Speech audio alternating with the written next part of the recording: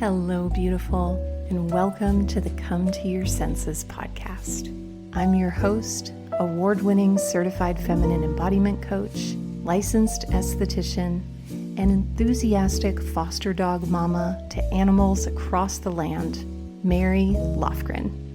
Here, we explore how to bring more richness, radiance, peace, and pleasure to our lives, homes, and hearts through the joy of beauty, the wisdom of the body, the warmth of connection, and the splendor of the senses. I'm so glad you're here. Pull up a poof and let's dive in. Hello, beautiful beings, and welcome to today's episode on the lost art of lounging. So as I sit here, there's a black cat next to me, grooming her little paw, lying in repose like an Egyptian goddess and teaching us the embodiment of lounging just with her presence. And I feel very grateful to be one of the last generations to know what life was like before the internet and before cell phones. God, I remember our first car phone. It had a strap, like a Ghostbusters pack that you could wear on your back and the reason I share that is because I have a body memory of life without the scroll. And I know for myself and for so many of my friends and clients, the art of lounging and relaxing has often been replaced by the action of scrolling. And whenever I scroll, on social media or on whatever, I notice that I kind of feel like Frodo in Lord of the Rings, where I can completely disappear and be in this completely immersive little world and forget that I'm actually in the natural world.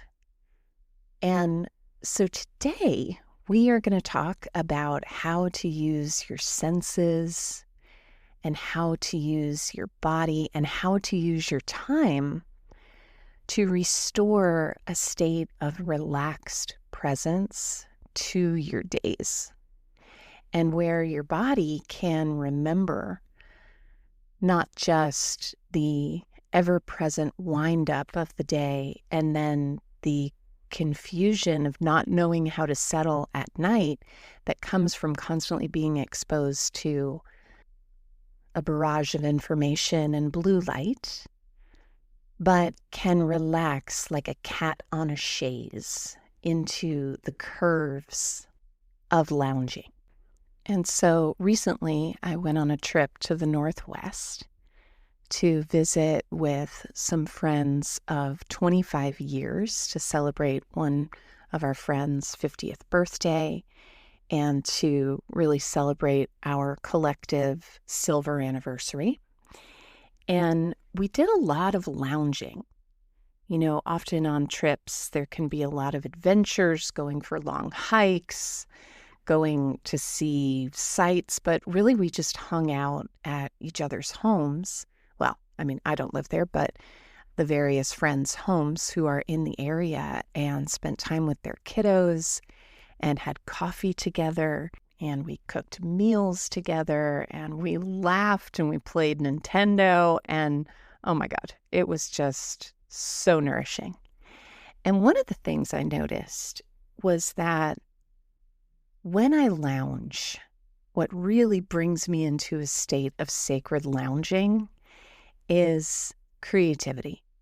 So I brought my little travel palette of watercolors and a single watercolor block, and I knew that I wanted to create a handmade card for my friend for his birthday. And his favorite flower is deep purple dahlias. So fortunately, I was able to find some of those at a farmer's market and bring them home. And each day I would just sit there and work on my dahlia painting. And I was reflecting on just how much in those moments of lounging, having something creative helps the mind and the hands and the body to stay in that state of activity, but without the pressure of producing.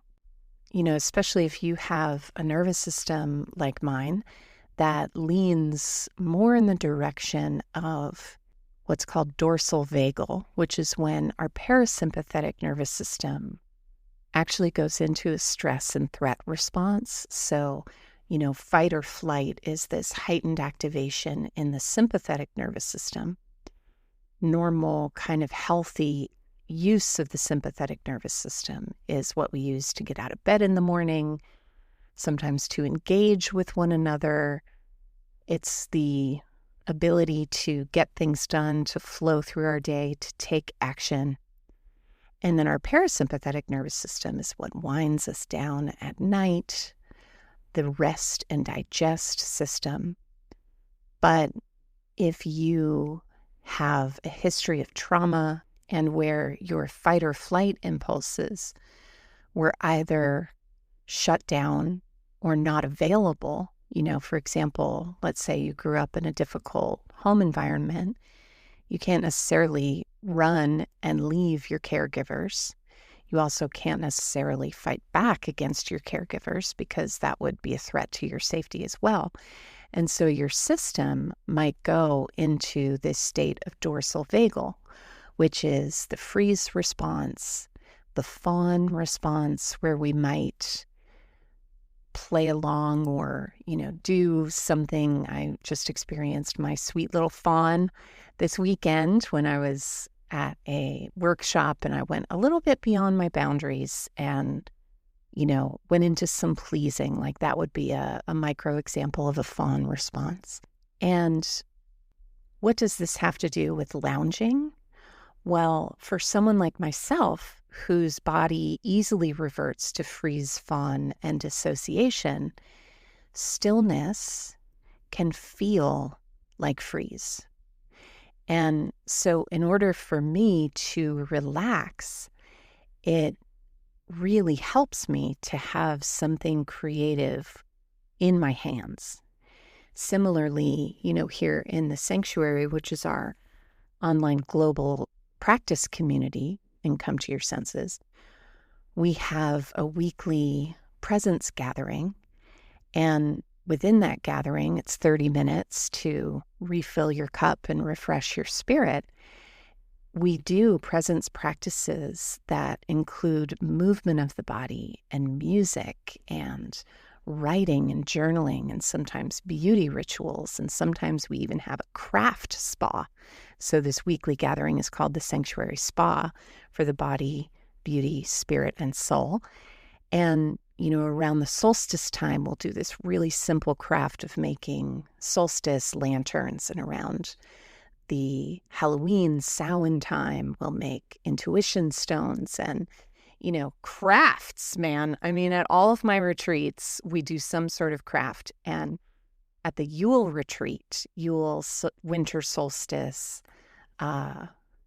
holiday festival season, we had a craft table, and I'll never forget, I put the craft table out for one exercise. We had this long farmhouse table, and I put at the center, we made our own journals, and there were collage pieces and stickers and, collage paper and Mod Podge.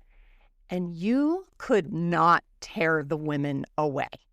Like, we watched movies from the craft table. We FaceTimed my mom even, because my mom is a member of our community.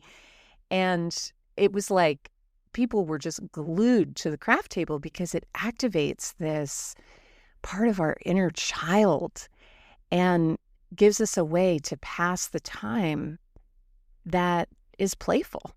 And so one recommendation I have a whole, so first of all, separate recommendation. I have a Pinterest board called Gift Desires.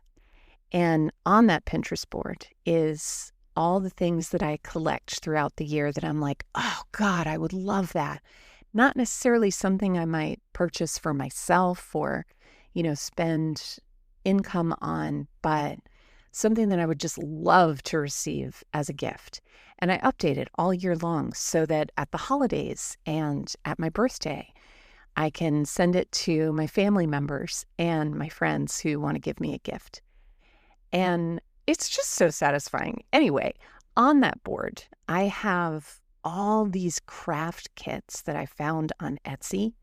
So a paper marbling kit and a beginner's macrame kit and a felting kit and, all of these things that, with hand marbled paper, there are just endless uses for that.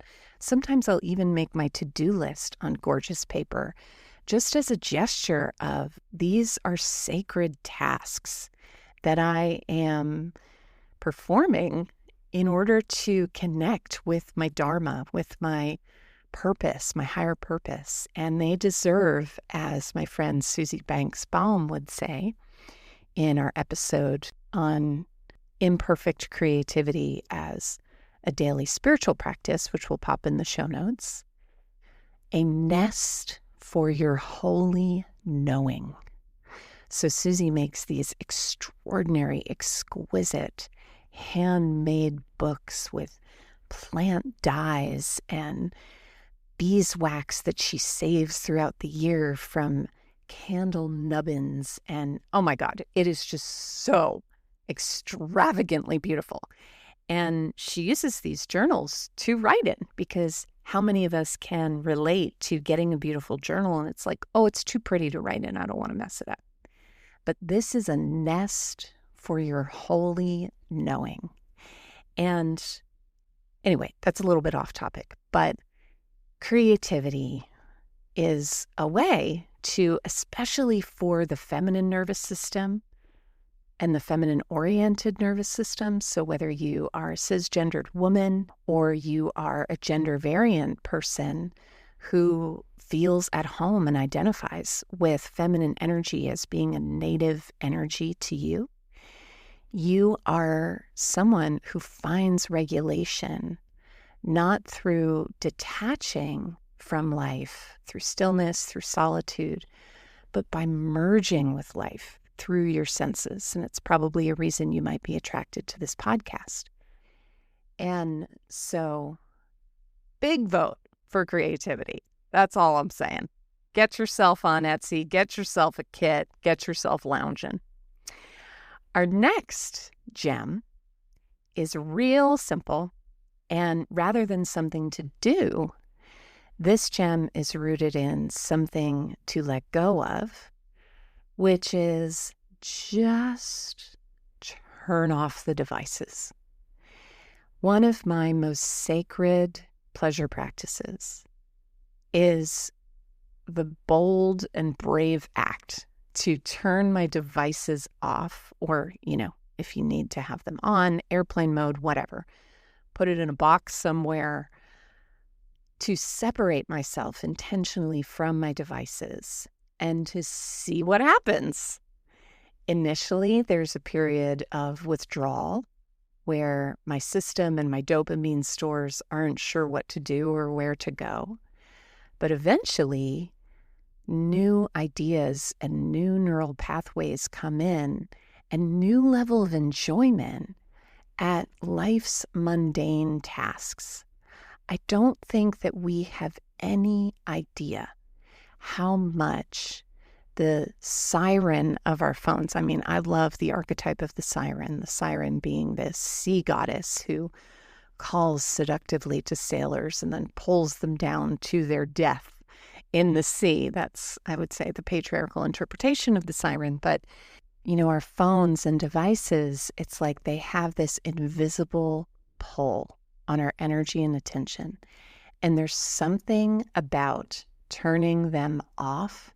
For me, it's like blocking an avoidant lover, or a toxic lover, like bless and block, it's like all this energy gets really freed up. And I just remember one time I've told this story on the podcast several times, but I'll just tell it again because it was such a powerful experience. I'm a sober human, and in early sobriety, I remember, it was such a seasoning, a tenderizing, shall we say, of realizing that I really didn't know how to have fun when I just had unoccupied alone time. And I was using alcohol and just lots of other substances like dating compulsively, spending compulsively, just all these behaviors rooted in urgency to feel a sense of faux aliveness or temporary aliveness. And in early sobriety, I remember waking up one Sunday and I had just moved to a new city and I was felt so alone. And I just had a carrot in the air moment, like Scarlett O'Hara. I thought Scarlett O'Connor because I'm a huge fan of the show Nashville, Raina James forever. She is my higher power. But anyway, a carrot in the air moment of God is my witness. I will not go down the Drano hole of doom scrolling for this whole Sunday to soothe but not live. And so I turned off my phone and it was like, okay, let's start there. And I noticed that in just that simple closing of that door, it opened up a new door of actual desire to clean my kitchen, an actual desire to get hibiscus orange zest iced tea and make a pitcher.